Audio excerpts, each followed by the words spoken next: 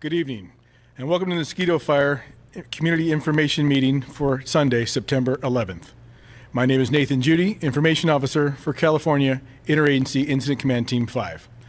This evening you will hear from members of our Unified Command and our core operators. After the formal briefing, we will address questions submitted online. If we don't get to all the questions, we'll answer those questions in the chat afterwards. The current fire acreage is 46,587, 10% contained. 2,397 personnel are working this fire. This evening we're going to hear from, first up, Operations Section Chief Landon Hack. Landon? Thank you.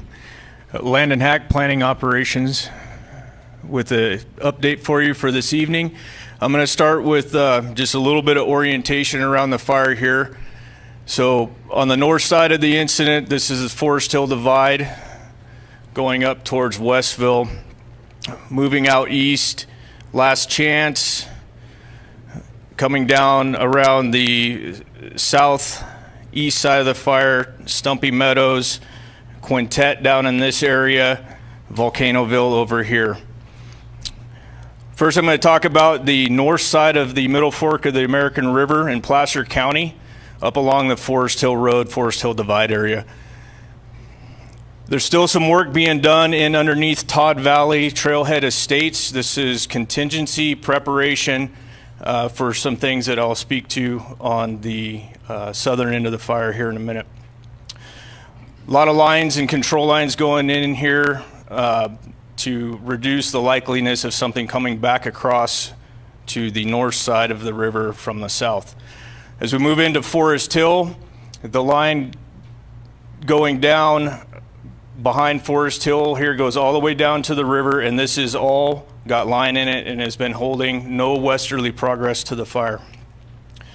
Moving up into Forest Hill proper, up towards Michigan Bluff, there's been no progress, no fire movement to the north towards Forest Hill Road. This is all holding, and crews continue to do mop up in here, working in and around trying to get further depth in that part of the line.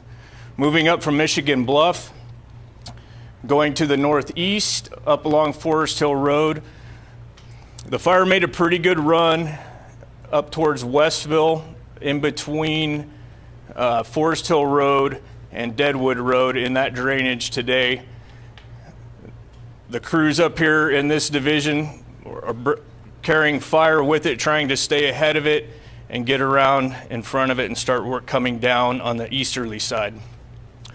Out here to the east towards Last Chance, they're still working on building line, kind of tying in, trying to find those access points where they can get line down to these very, very deep and rugged drainages and trying to find those opportunities to do so. The fire does continue to progress to the east, basically all the way across this side. Down into Division Mike on this side, kind of more of the same up here. They're looking for ways to get across these drainages and or around them to get out in front of the fire, building primarily indirect line out here. As we come around the bottom down towards Stumpy Meadows, the fire has not progressed to the southeast in the last probably 12 to 24 hours very much at all. They're taking advantage of that, trying to figure out, again, ways to get this line put in, get it improved, continue to hold it, and keep it from progressing further up the south end of the Rubicon River. As we come around to Quintet, this line in here is considered contained. All the forward progress has been stopped here. There's been no fire growth any further to the south towards Quintet, between Quintet and Stumpy Meadows. Around this piece here, this line has not progressed today, but there's still a lot of hot material and ash in there, so we're not quite ready for that to be considered contained. As we come up into Volcanoville, along Volcanoville Road, this black line here represents contained fire line where the fire progression has not moved to the south anymore, and we don't anticipate it doing so. Coming off the end of Volcanoville Road down Buckeye Point towards the middle fork of the American River, the crews are continuing to work this area down here. There's dozers have put line in, and then their crews have put some hand line in that goes into the middle fork itself.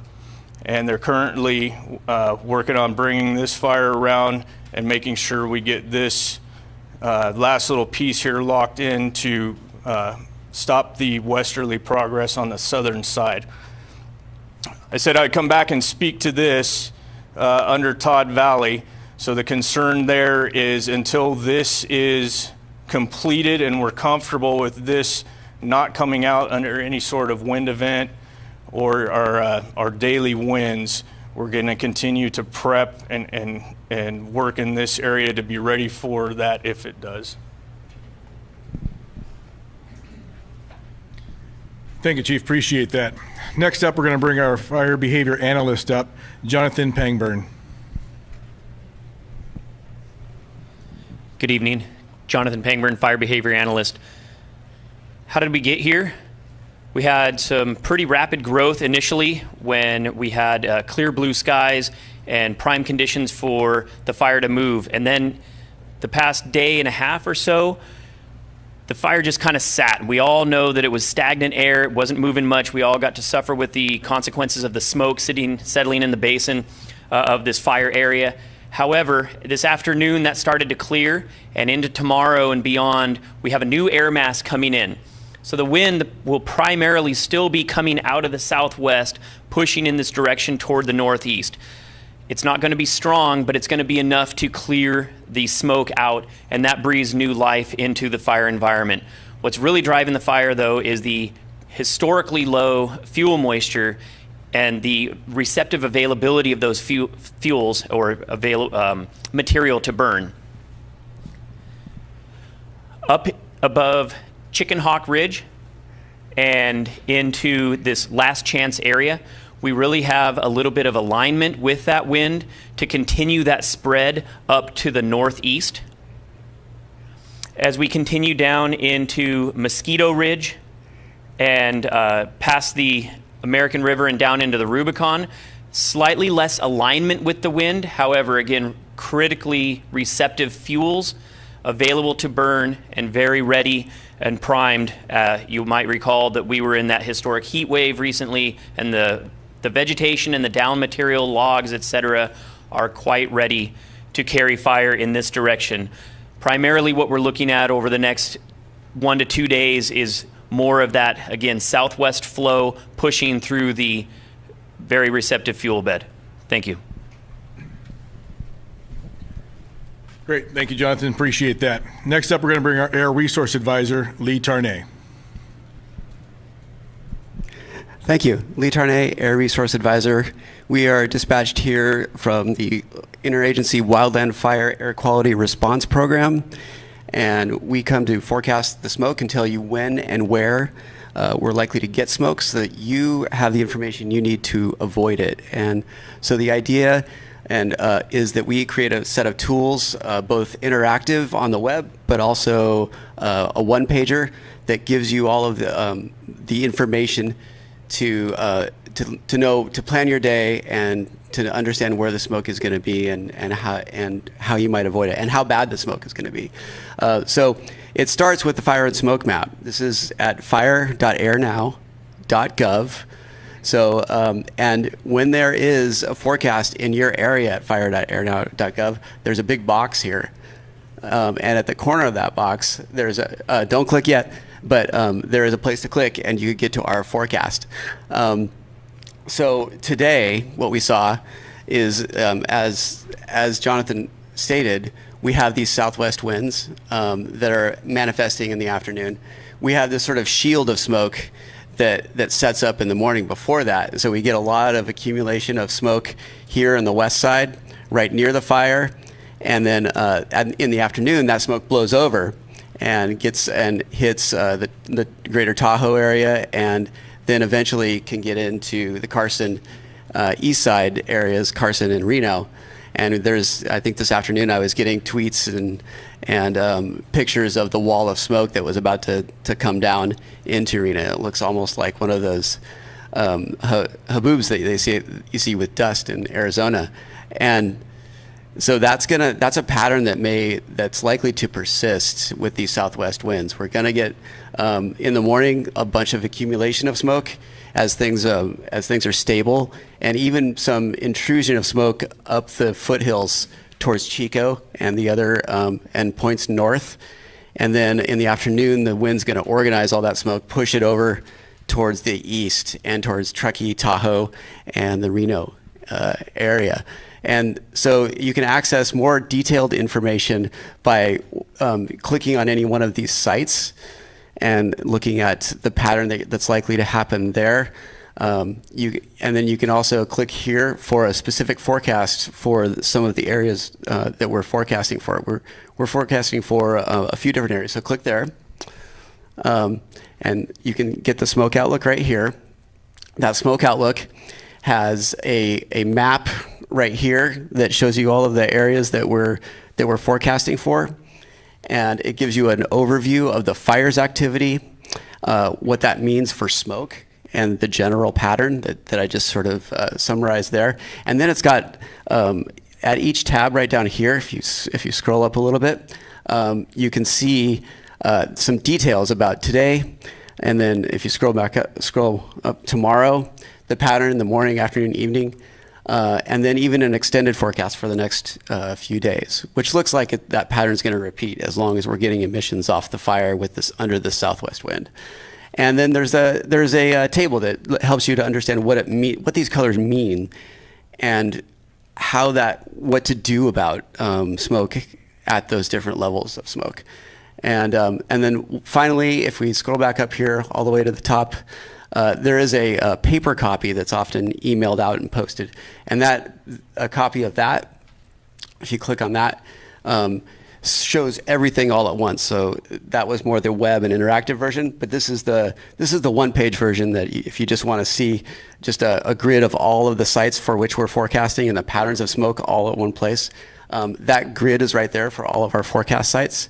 And then just to remind you, there's that table of what to do about the smoke at each of those levels. And remember, there is a kind of an overall air quality thing right here at these bubbles, but also the pattern of smoke over the day for the last day, and then some advice about what that pattern is likely to look like for the day of the forecast. So we try to get that forecast out decently early in the morning, so you have some time to plan your day. And this discussion here tells you what that pattern is likely to look like and what it means for the overall air quality, the 24-hour average. But really, if you want to avoid the smoke at a certain time of day, you look for that time of day in the pattern. So that's a little tutorial on how we tell you when and where the smoke's going to be. Thanks. Great, thank you. They really appreciate that. Important information for folks to know how smoke's going to affect them. Next up, we're going to bring Placer County Assistant Director of Emergency Services, Dave Atkinson. Good evening, everyone. Appreciate the opportunity to share just a little bit of information with you tonight about some of the services that are available for our folks who've been impacted by the fires. First, just want to remind folks that we have an evacuation shelter at Sierra College, 5100 Sierra College Boulevard in Rockland. We'd like you to enter off of Rockland Road, park in parking lot B, and the shelter will be in the cafeteria in Building J. And in addition to the shelter, there's also showers and feeding available. For those of you who have your RVs or your trailers with you and choose that option, we have a trailer temporary evacuation point, and this is parking only, but there are bathrooms and showers available at the Auburn Regional Park Gym at 3770 Richardson Drive in Auburn. For your furry friends and your other animals that you may have evacuated with, large and small, we ask that you take those to the Nevada County Fairgrounds, 11228 McCourtney Road in Grass Valley. Please enter through gate number 8. And just a reminder, this is drop-off only. That is not a shelter location. They're also asking that we not have any chickens or poultry due to current conditions with avian flu. The Placer County Animal Services Center in the Auburn and the Placer County Government Center is currently at capacity. They will continue to care for the animals that have been dropped off, but unfortunately are not able to take any additional intakes at this time. We've gotten a few frequent requests for information. Thought I'd just go ahead and share a little bit about those, try to answer some questions for folks. Of course, the first one is about pets who had to be left behind. For those of you who unfortunately had to leave your pets behind, we ask that you call Animal Services at 530-886-5500 and press option 2. And Animal Services will be happy to take your information and make arrangements for your animals to be taken care of. Please do not rely on folks who have made a decision to stay behind to take care of your animals. Please contact Animal Services. We've also gotten a lot of questions about prescriptions. Again, folks unfortunately didn't always have the time to get everything they needed, and we understand that.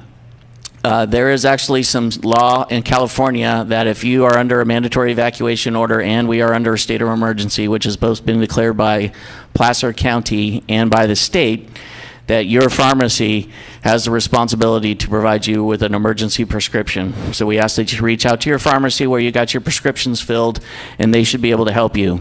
If for some reason they can't, we ask that you call 211, and this is the exact same place that we want you to call for any needs that you might have that are non-emergency in nature. We also get a lot of questions about ways to help. Placer County is a very generous community, a very strong community, and so let me just give you a couple options for how you can help. The first one is for those of you who are interested in helping with our animals, the Placer County SPCA is taking donations. Some things they've asked us to mention specifically are sturdy chew toys for dogs, or the Kongs that you've seen, that's kind of the interesting little shape that they put treats in. And then the other is foil roasting pans, which they use for cat litter boxes. There is a full list of the donation needs for SPCA. There's a link to that on our website, which I'll talk about here in just a second. And for those of you wanting to help in that area, I would encourage you to seek out that information. For folks who might be more inclined to make a monetary donation, we'd like to encourage you to donate to the Placer County Community Foundation.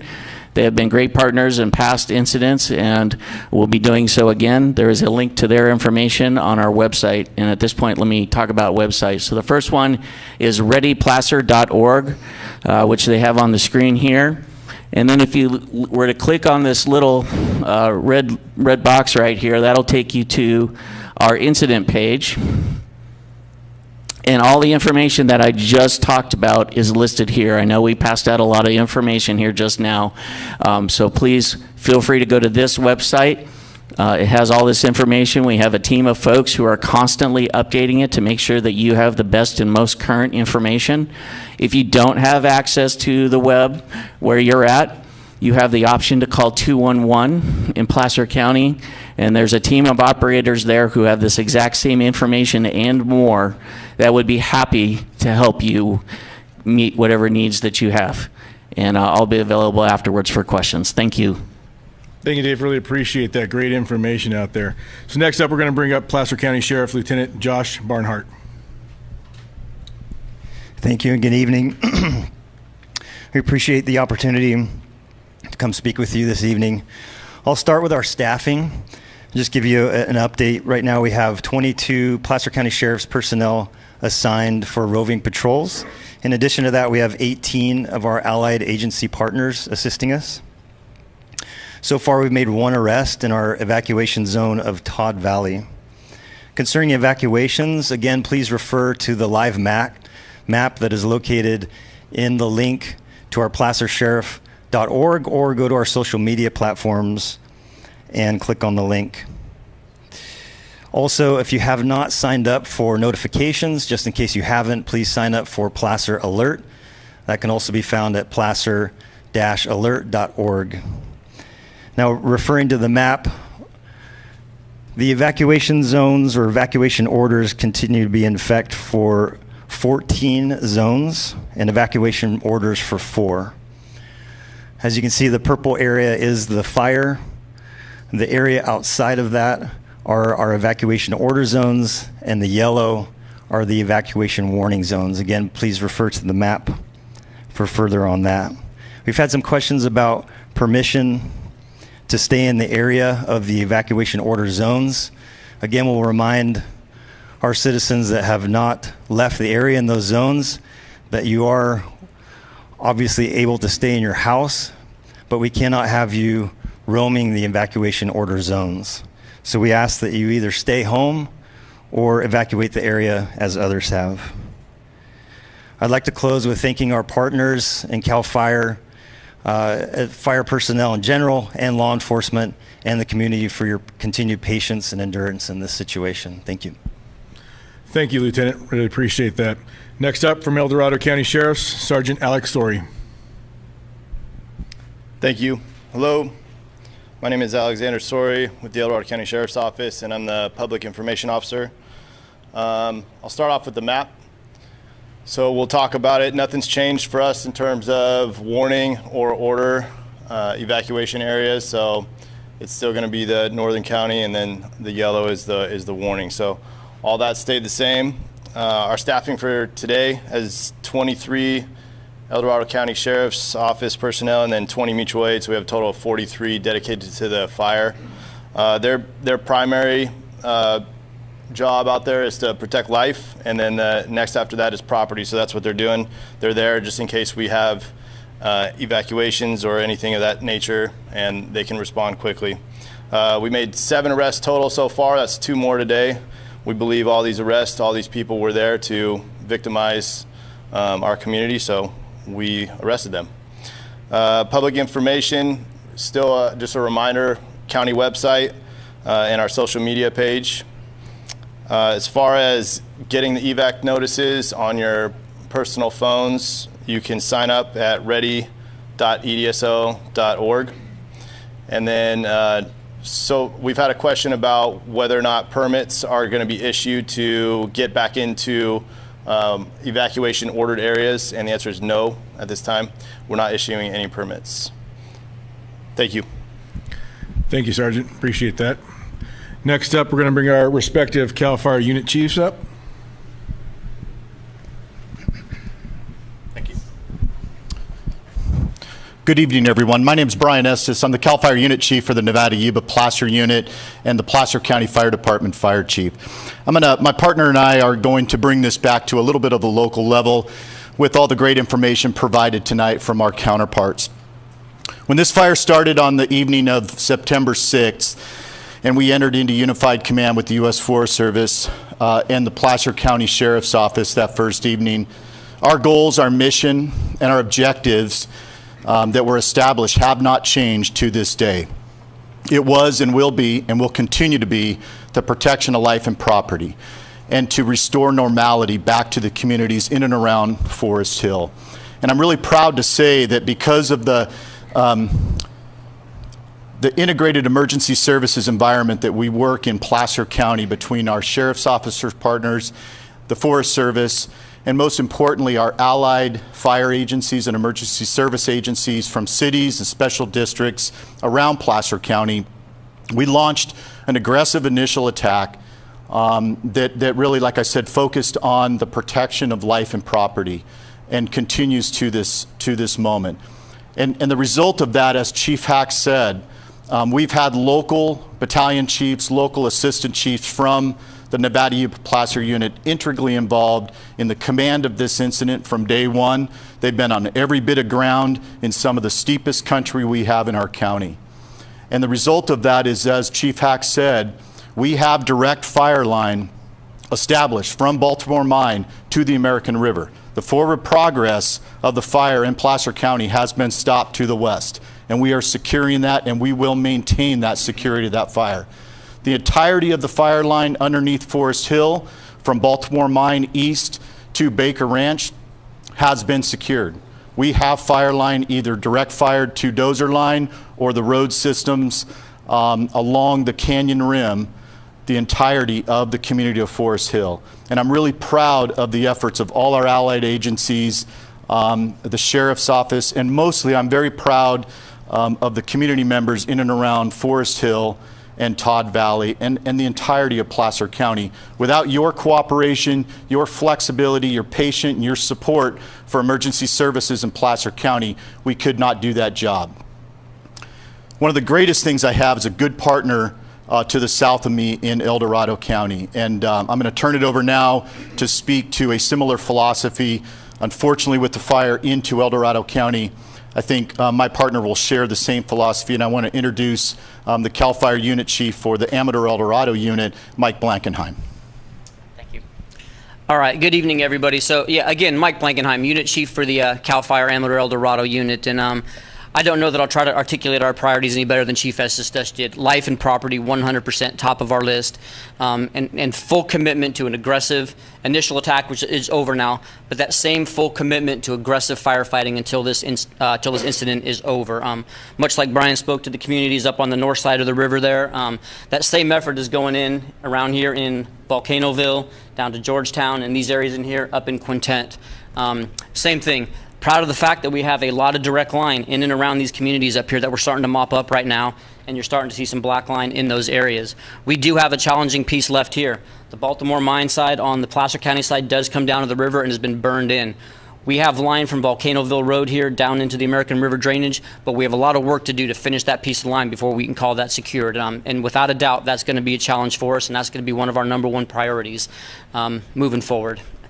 Again, the effort on the El Dorado County side, no different than the effort on the Placer County side. A full commitment and a full team approach that includes all of our law enforcement partners, our local fire agencies, many of them who live in this area in here, and we're working around the clock while their homes were evacuated. Some of them working while they didn't know for sure they still had a home left to go to. So a tip of the cap to those individuals up there. Our partners with the El Dorado National Forest, local firefighters out here doing the work. Full commitment on that. Spoke to it very well. To put it in a nutshell, the priority of coming into a community and restoring the people there some sense of normalcy or whatever that's going to look like for them moving forward is the absolute #1 priority of what we're doing here. I don't live right here, but I live in a town that's very close to here and is very similar to this. We had a fire near my house a month or two ago, and we got the full evacuation experience. Leaving the house, large animals, the horses, all those kind of things with us. I've always understood, always known about the why we're here and why we're doing what we're doing, but I have a whole new perspective on the why, or a personal connection to the why of it. And you've got our full commitment from myself, from Chief Estes, from the probably 2,000 or 3,000 firefighters we have out here with us, that we're going to spare no effort until this fire is done and we have you people home again. So thank you very much. Thank you, Chief. Appreciate that. Next up, we're going to bring our incident commander for California Team 5, Rick Young. So good evening. I want to start out by saying, I recognize the all-consuming fear and uncertainty that comes when you're asked to leave your home, or even asked to prepare to leave your home, because an event of this magnitude occurs. I want to assure you, we are implementing a very aggressive full suppression strategy with the intent to get you back into your homes as quickly as possible. But it's a process, and there's lots of things that need to occur. First, the fire needs to be lined, and with currently over 80 miles of fire perimeter, all of which needs to be lined, mopped up, patrolled by firefighters that are out there working 24 hours a day, it still takes a lot of time. So I ask you for your patience as we continue to work as diligently as we can to make that happen. And our commitment to you is to provide you with the absolute most accurate and up-to-date information we can. This is one of the forums that we have to offer that, and we will continue to have this nightly as long as there's a need to do so. So I thank you for your time, for your committing tonight to attend this, get the information directly from us. We're working very closely with the El Dorado Sheriff's Department, the Placer County Sheriff's Department, CAL FIRE, the Forest Service, to have a coordinated effort on that. And so the information you get from this incident is the absolute best and the quickest we can get it to you. So continue to do that, and Nathan will talk to you about how to do that and grab that information, and thank you for your time. Thank you, Commander. Appreciate that. Next, we're going to go into our question and answer period. We've got a few questions out there, not a whole lot, but we're going to bring back up from El Dorado County Sheriff's Department, Alex Sori. Thank you again. 2 questions. So the first one is, will they be escorting any people up soon? At this time, it's still not safe, so we won't be escorting any people up. And then the next question is, will you inform property owners if these arrests involve their parcel? The answer to that is, if we arrest somebody and we determine that you're the victim of a crime, we will contact you and notify you. If we arrest somebody near your parcel and you're not involved, then we probably won't contact you. Thank you. Thank you, Sergeant. Appreciate that. We've got 2 more questions. We're going to bring back up Operations Section Chief Landon Hack. Thank you. All right, so we got a couple questions out of the chat. One of them is in regards to determining, or the criteria rather, in determining if a section in a line is contained. When we refer to black line, that's what we're referring to is containment. And with that is our high level of confidence that that portion of the fire's perimeter is not going to escape the established control lines. There's a lot that goes into that that has to do with fuel types, topography, wind flows. But when it comes down to it, we basically are looking at a designated distance from the line, depending on those things I just spoke about, that no longer has any smokes, heat, or ability to cast embers over the established control line, allowing it to once again reignite and escape those control lines. Another question was in regards to involved structures and damage. There was a few questions regarding that. We have damage assessment teams that are out. They're working in multiple areas throughout the fire's footprint. They're collecting that data, they're gathering all that information, and as soon as we have that true numbers and that true information to speak to, then we'll release that information. Right now, we just don't have it. There's areas that they can't get into yet because it's still not safe for them to do so. Thank you. Thank you, Chiefs. That's the questions that we've had for this evening. Thank you for joining us. Make sure that you guys, if you need information, each agency's respective websites you can find information, their social media accounts, NCWeb and CAL FIRE's website. Please look at those up if you need information, or check our phone list and you can give us a call and ask those questions. Thank you for joining us this evening. We'll see you tomorrow.